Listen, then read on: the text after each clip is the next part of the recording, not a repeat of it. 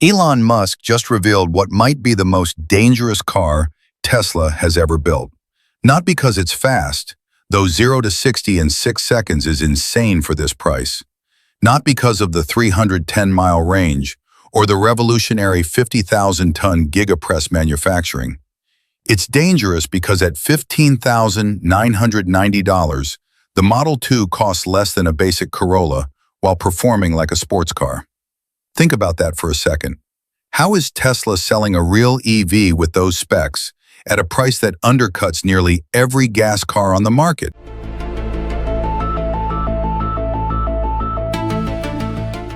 Look, when I first saw that $15,990 number, I didn't believe it. We've all been burned by Elon's promises before.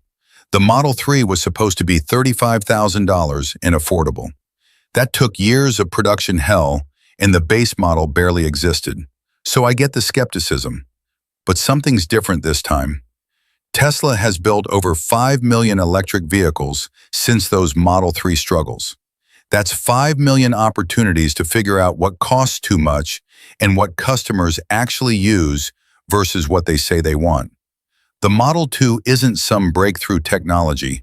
It's 7 years of painful lessons applied to one goal: make an EV regular people can actually afford.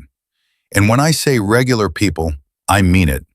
The average new car costs $48,000 now. A Honda Civic starts at $27,000. A Corolla is $22,000. These aren't luxury vehicles, yet they're out of reach for millions. Tesla's coming in at $15,990, and suddenly the question isn't whether you can afford a new car, it's whether you can afford not to buy this one. Here's the math that hit me. Average American drives 13,500 miles yearly. At current gas prices, that's $1,500 in fuel annually. Over 7 years, you're spending $10,500 just on gas. Add that to a $22,000 Corolla, and you're at $32,500 total ownership cost.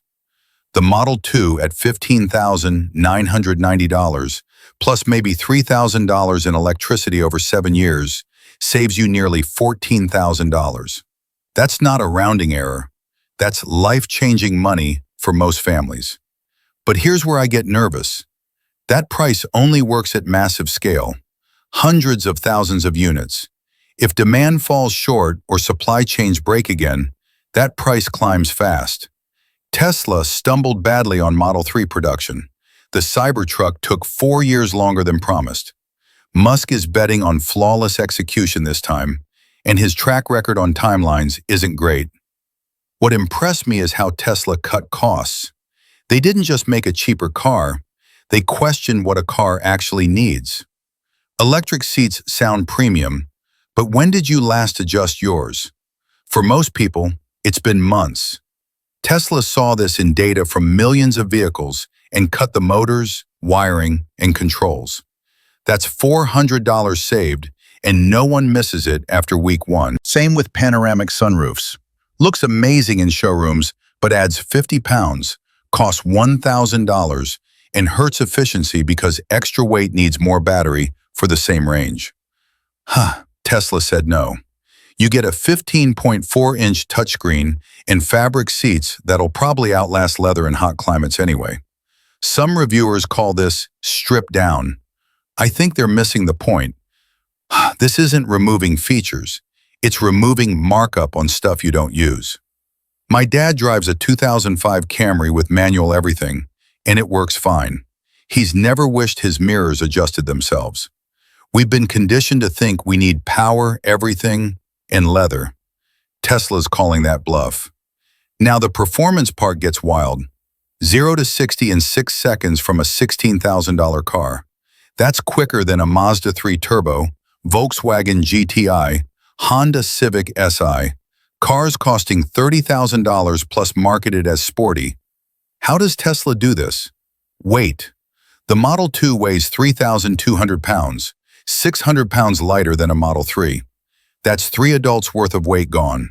Less weight means less energy needed to accelerate, so a smaller motor delivers shocking performance. The weight savings come from Tesla's GigaPress, which casts the entire rear underbody as one aluminum piece instead of welding dozens of parts. Manufacturing cost drops 40%. Assembly time drops from hours to minutes. Here's what keeps legacy automakers up at night. They can't copy this without rebuilding factories from scratch. The machines cost hundreds of millions with multi-year waiting lists. Ford and GM could decide tomorrow to do this and still couldn't implement it for 5 years minimum. Tesla built this advantage when losing money, betting on future payoff. That bet's paying off now. What gets me excited is what this means culturally. I grew up believing fast cars required big engines and premium prices. You wanted performance? Pay $35,000 minimum. The Model 2 destroys that framework. A teenager with a part-time job could save for a car running 6 seconds 0 to 60 times. That's faster than most 2000 sports cars. We're about to see a generation experience serious performance as normal and baseline. The battery strategy shows Musk playing deeper chess. The Model 2 uses lithium iron phosphate batteries like Chinese Teslas. Less energy dense than premium nickel cobalt batteries, but 3 huge advantages. Way cheaper because iron and phosphate are abundant, thermally stable so they won't catch fire easily, and they last forever.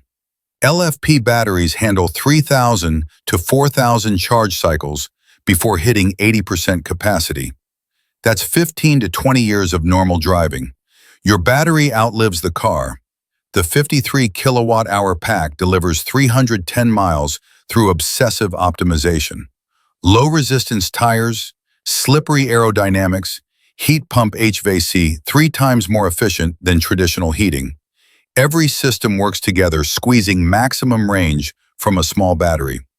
Tesla's 30% efficiency advantage over competitors comes from millions of miles of real-world data refining algorithms. It's not one breakthrough. It's 10,000 tiny improvements compounding. But Musk keeps mentioning aluminum-ion batteries, and I think he's hedging smartly. Aluminum-ion could charge in 5 to 10 minutes using superabundant materials. Problem is, energy density is half of LFP currently. You'd need twice the battery size for same range, defeating the lightweight design purpose. My read: Tesla launches with proven LFP in 2026.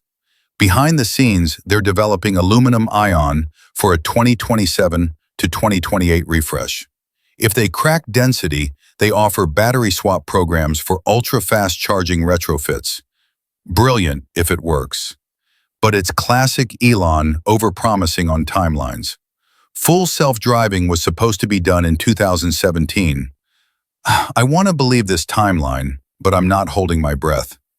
The real driver behind Model 2 is China. BYD sold 3 million EVs in 2023, beating Tesla globally. Their Seagull cost $9,700 in China, Dolphin $13,000.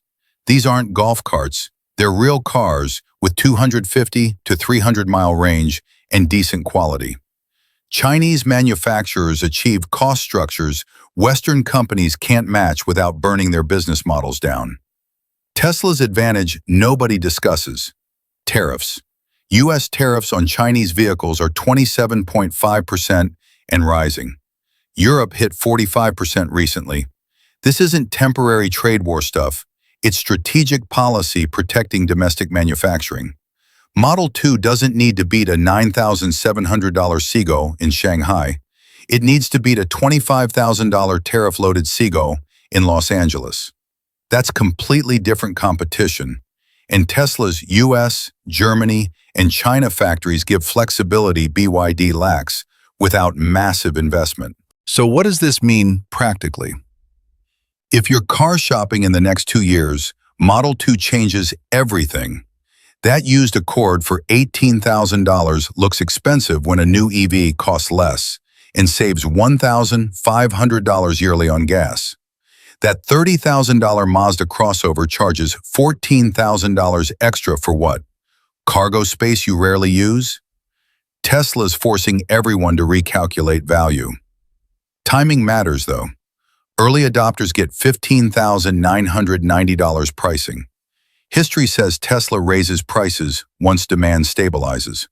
Model 3 started at $35,000, hit $42,000 quickly. Model Y went $52,000 to $65,000 before settling back. Want launch pricing? Order early. But understand you're getting first-year production. Panel gaps, squeaky interiors, software bugs. That gets sorted later. Early buyers are beta testers. Ask yourself honestly if this fits your actual life. Drive 5,000 miles yearly for errands?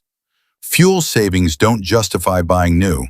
But commuting 50 to 100 miles daily, spending $200 monthly on gas, with a car needing major repairs? The math is undeniable. Model 2 could save $3,000 to $4,000 yearly in operating costs. Over 5 years, that's $20,000 savings. The car pays for itself. Just confirm you can charge conveniently. Own a home with garage? Perfect. Install Level 2 charger for $1,200, wake with full battery daily.